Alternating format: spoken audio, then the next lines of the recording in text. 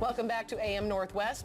Are you constantly thinking of the funniest, most creative way to make a Facebook post? You may be addicted then. Here to share how life went when she took a year off from Facebook, we welcome back psychologist Dr. Goli Sadie. Good to see you. Great to be back. Thank you. So you took a year off. Oh, I couldn't do it. I couldn't do it. How did you do it and why'd you do it? You know, I think it became an eventual progression. You know, I think it started off actually, when I was dating my husband and we were out and about, we were hiking and we were living life, and I realized, you know what, this is real life, right? It's so easy to get warped into the, unreal world of Facebook and to really just be checking all the time, and for what reason, and taking a step back. So you were in love. That's why you were distracted. Exactly. I was very distracted, and rightly so. But I also saw that, the way that Facebook started has changed so much. I came to realize, Helen, that I have spent a third of my life on Facebook, right? Because it came out when I was in college.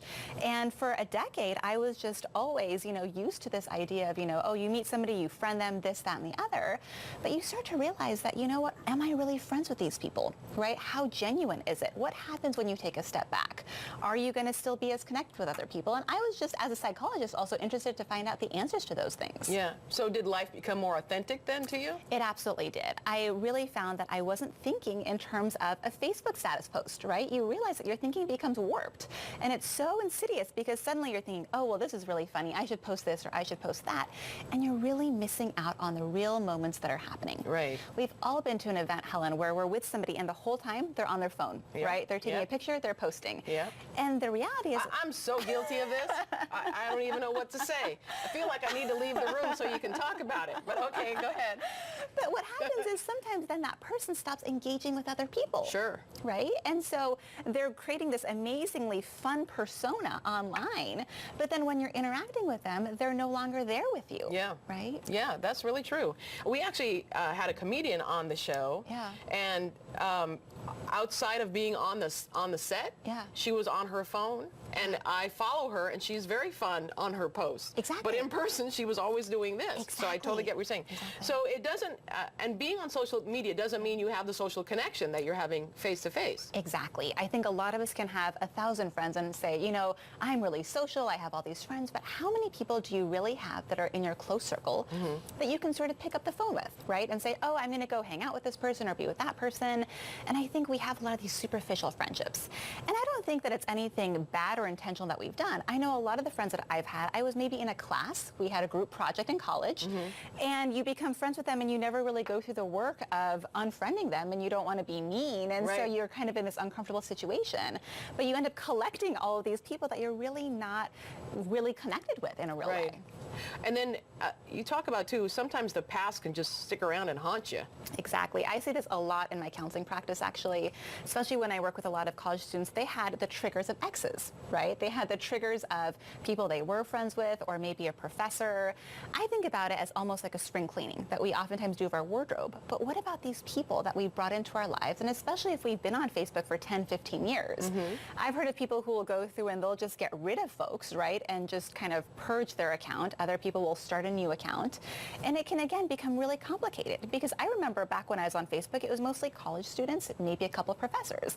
But then, parents and grandparents and neighbors and aunts and uncles, and they all have these different areas of life, and it starts to become really confusing, sort of what you're putting out there and what you're not putting out there. It takes time away from your day. It really does. Yeah. It can eat up a lot of time. Sometimes I'll do a little bit of social media, on a Twitter or an Instagram, and you realize just all the notifications coming through, the time to put things in and to post things. I've been able to read so many more books, Helen. I've been able to watch films that I've been wanting to, exercise more, because again, we don't realize it, but we can end up spending a lot of time. And so making sure that we put limits if you are on social media is also really important. We were talking about the watch that you can get that can have Facebook and other things on it. And I would wonder if that might really be a way to trigger people to always be, it's like constantly in your face. Exactly. And that's the thing. We really have to be careful of our technologies, because then we can't take time away and we're constantly being beeped at.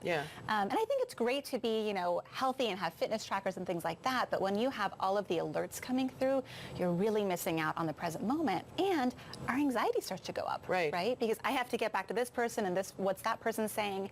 And we've all been through times, Helen, where we're going through a feed and sometimes we get really upsetting news. Yeah. Or something that we really don't want to see and we're not prepared for it. Right. And with something like Facebook, you can constantly be bombarded by it without even really intending for that to happen. So how do you think people should try to give themselves some space away from Facebook? Yeah. I think time limits are a big part of it. So, I think it's almost like when we talk with addictions, right, with alcohol abuse or something, some people will say just abstain altogether, and then there's also the harm reduction model. And the harm reduction they find to be a lot more effective because you're not just going cold turkey, right? And so you can say, okay, you know what, I'm going to check the time, I'm going to have a limit.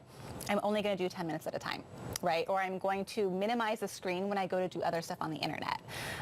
So that could be one way. It could also be having a tech-free weekend. That's really the best time. When we go camping or we're on a trip, we're not always on Facebook, right, or even having that as a rule.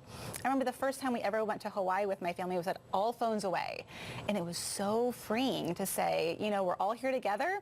If, heaven forbid. But it didn't really happen if you didn't post it on Facebook. Right? It did happen. That Hawaii vacation didn't happen. Nobody knows you went. You didn't get to see the beautiful sunset. Yeah. Okay.